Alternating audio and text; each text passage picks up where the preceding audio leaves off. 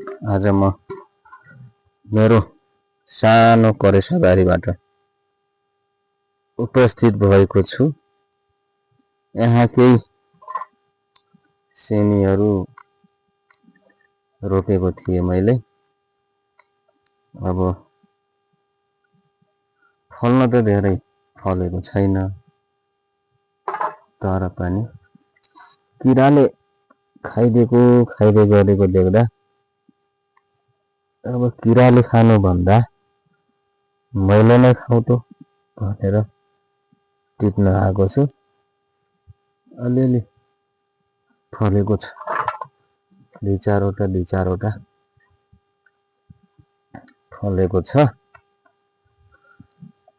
धेरै फल्ने गरी लगाउन त सकिँदैन,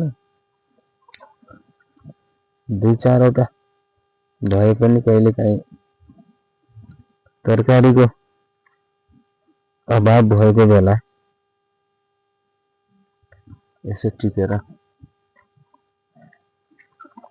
खानको निम्ति ठिक हुन्छ।